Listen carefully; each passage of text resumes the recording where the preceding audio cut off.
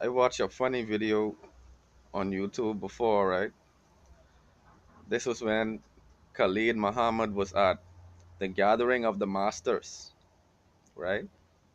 And I used a quote from it in one of my videos when I was speaking about Tariq Nasheed, right? Now the initiated, they know about the quote that I used, so a few of them probably went and look at that video to get a good laugh as well, right? But in this video, Khalid Muhammad, true to form, he was at his prime. He was like at the top of his game. He already went through the situation with the Nation of Islam.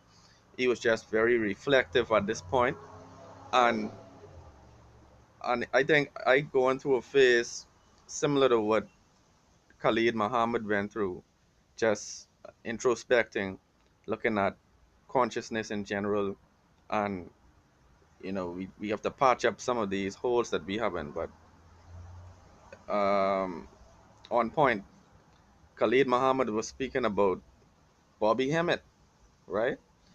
And he basically roasted him, right? He roasted Bobby Hemmit. Um, he's speaking about Bobby Hemmitt's presentation, right? And Bobby Hemmit, I believe, before he spoke, Bobby Hemmit was saying that he doesn't respect any kind of order, right?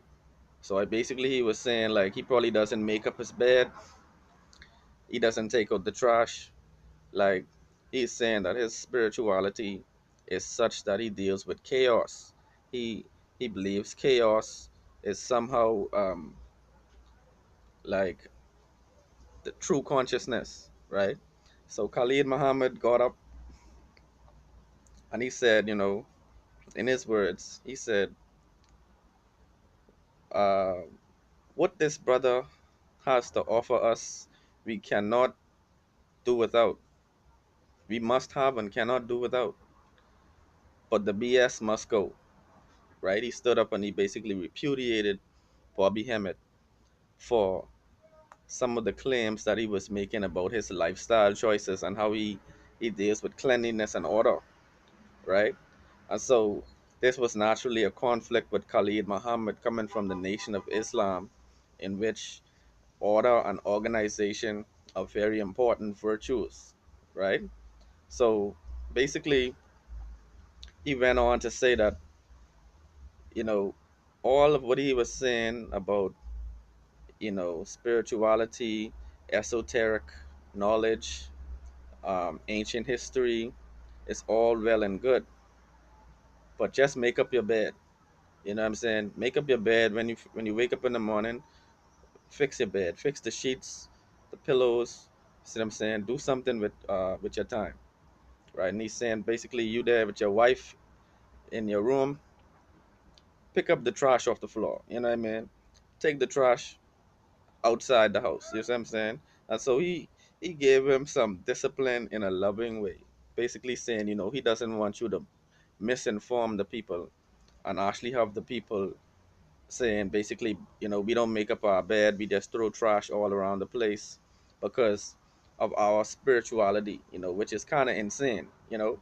And Bobby Hemmett, let me not go too far with criticizing Bobby Hemmett because I'm getting to a point. This video is about young Pharaoh um, criticizing Bobby Hemmett, right? But let me just give a little backdrop. I watch a lot of Bobby Hemmett presentations. Before he gives his presentations, he takes a little swig of wine. So, he'll drink some wine. And basically, he always did like devotions, like some occult kind of devotions, right? This was like a libation. I think he called it libations, right? And we know the idea of libations became popularized from the Greeks, right? The Greeks did libations, which they learned from the Black Egyptians. But in any event, I learned about Babylonian myths from Bobby Hemmett. From Bobby Hemmett, this is where I learned about Tiamat being the ancient goddess, and the Titans had war with Tiamat. Her sons and daughters were the Titans, and basically, the Titans had war with their mother. They wounded her, and her blood formed all the planets and the universe and everything. So this is like pre-creation mythology, right?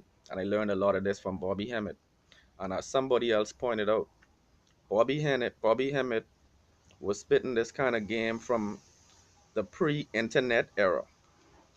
Bobby Hemmit knew this kind of stuff during the videotape era, the VHS, you know, before DVD.